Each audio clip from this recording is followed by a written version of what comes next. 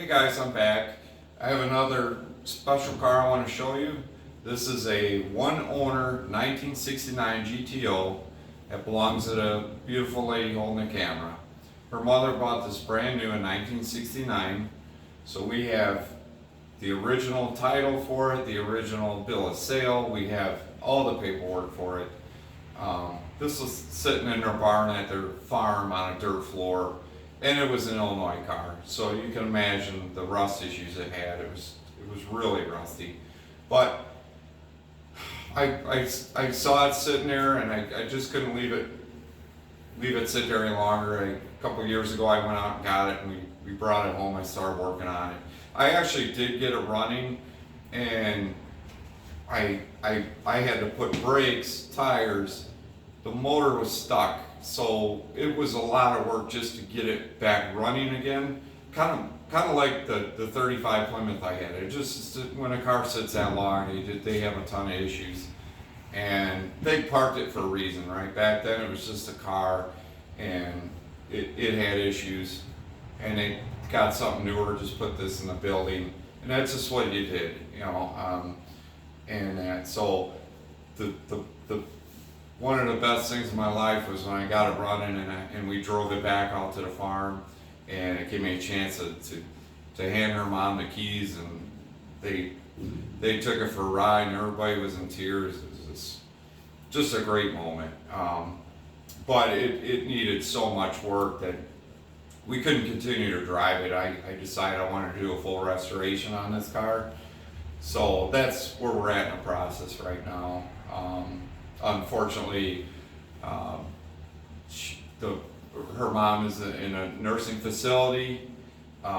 She's suffering with dementia, and I'm really hoping to get this finished up and take her for a ride in it. She does still remember this car when we show her pictures, so I'm hoping to get some headway done in this. But I'll take you down, show you the frame, and I'll put some of the pictures of the process in the video, and I will put a couple pictures of there when this car was new. And there's one that was really cute. In the winter time, my wife is probably 2 years old, maybe if that, maybe a year old, and this car's in the picture. And she's 47 now. She's probably gonna get mad at me for telling, but anyway, we'll go through all that, and we'll meet you back.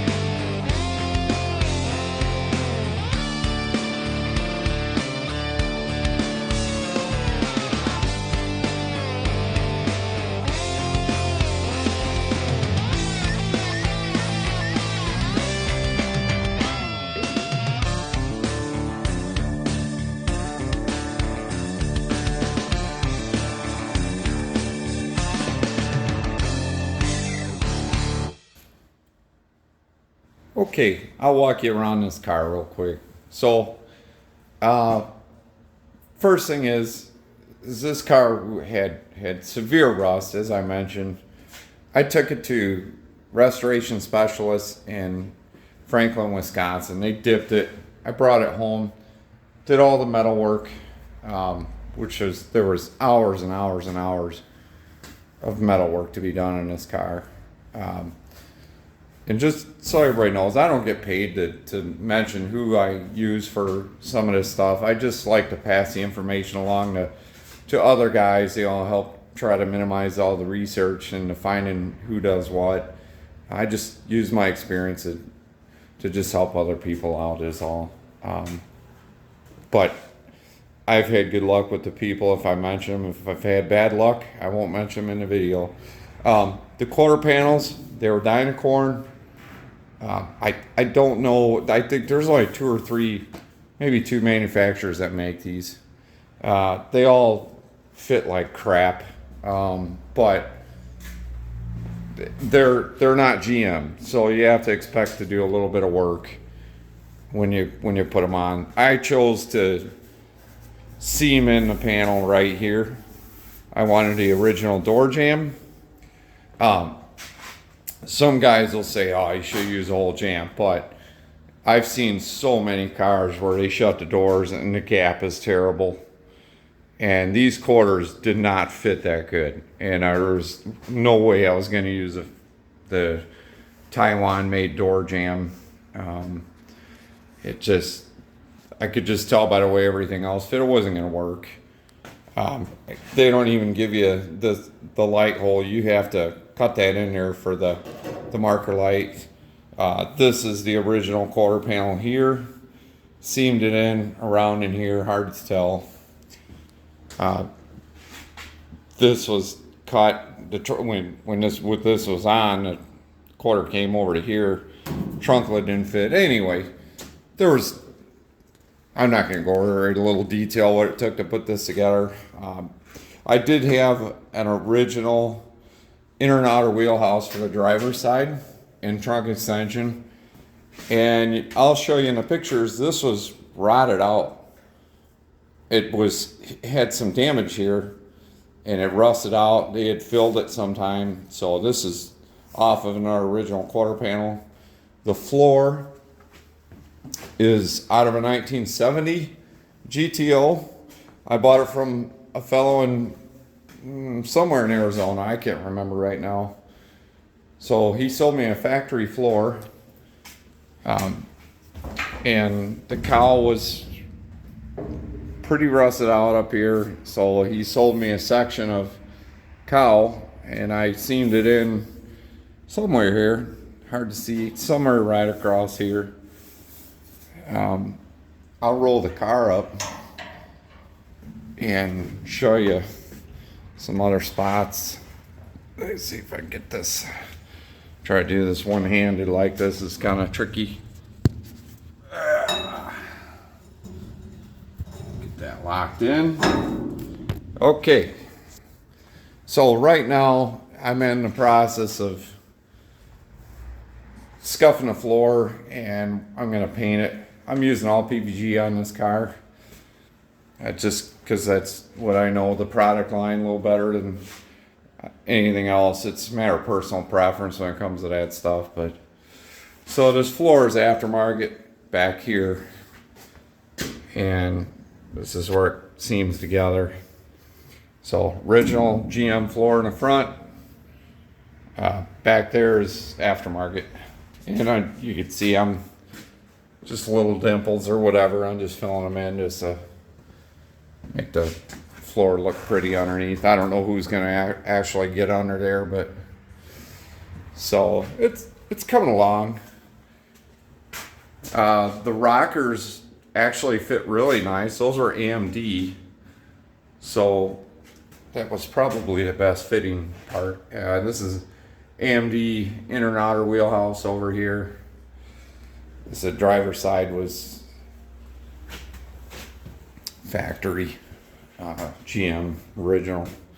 The roof is original. Now I took this car, like I said, I had it dipped, brought it back, did the metal work, and then I took it back. They re-dipped it again.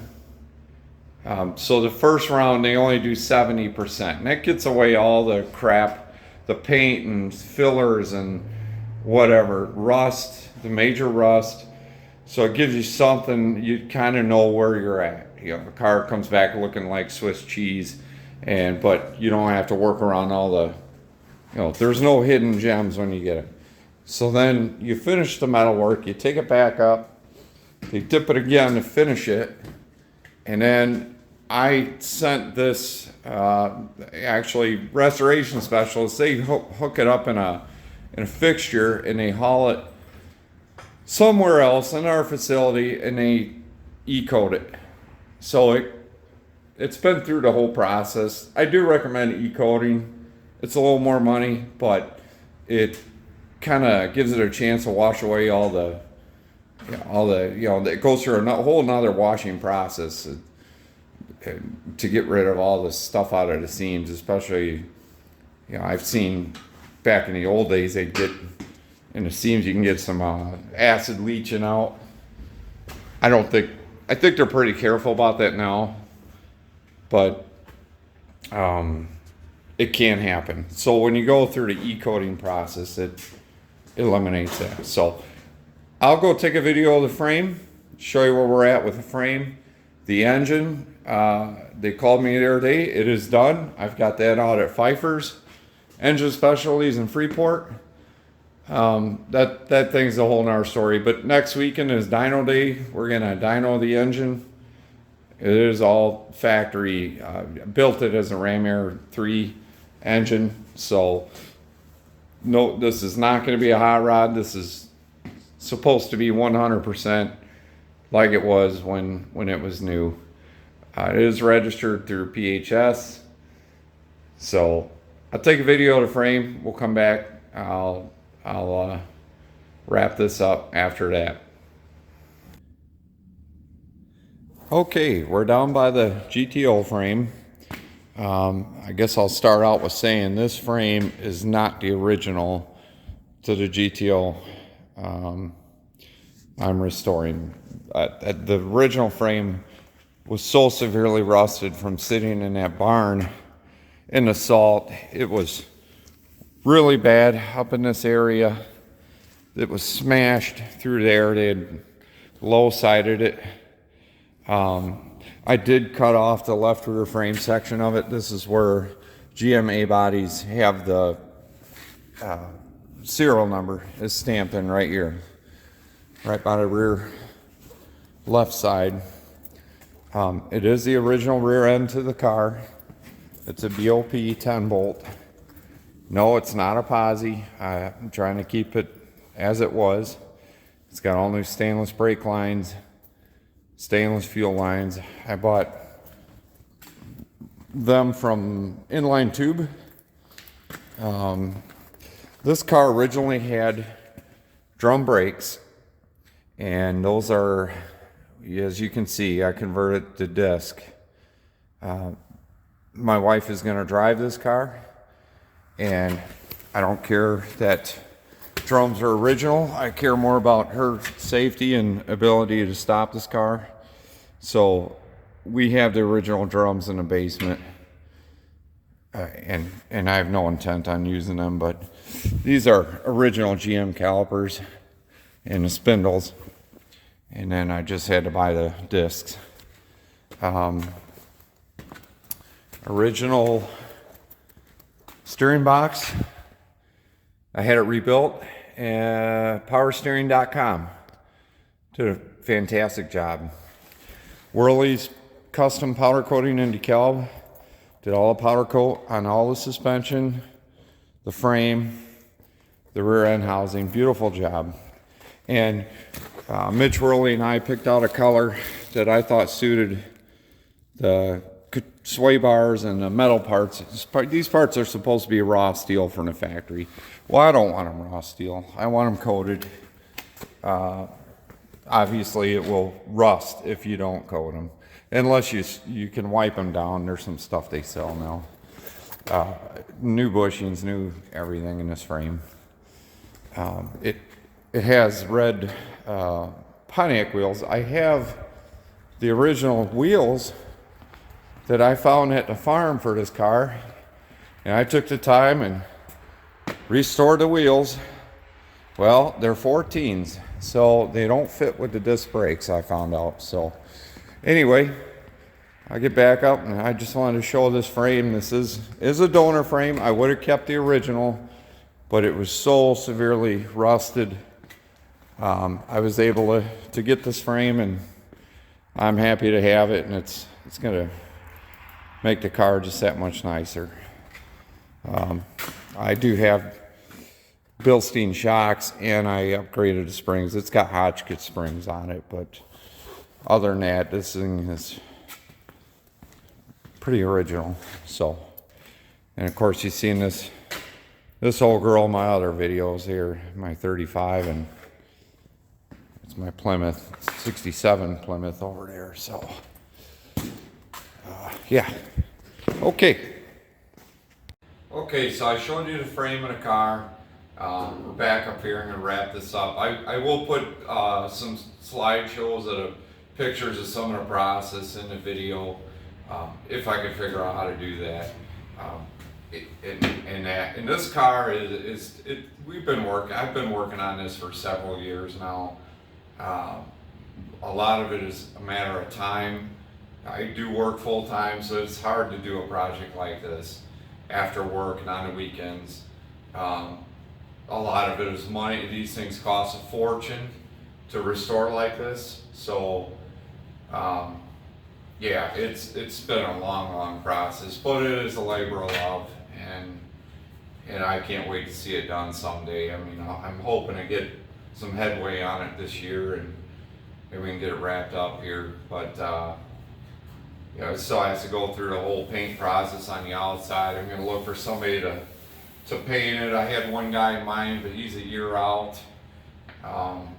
So we'll see where we end up here, but we'll wrap this up, and I'll keep you updated. I'll probably make another video of it coming up. I had a lot of questions on it. It is a very special car. Like I said, it's a one owner, and two, the rotisserie, yes, it was a hay rack that I made into a rotisserie. So everybody asks me that, and that's exactly what it is. So it just seems to work pretty good, and yeah. So anyway, I'll update you when we get some more progress done on this girl. All right.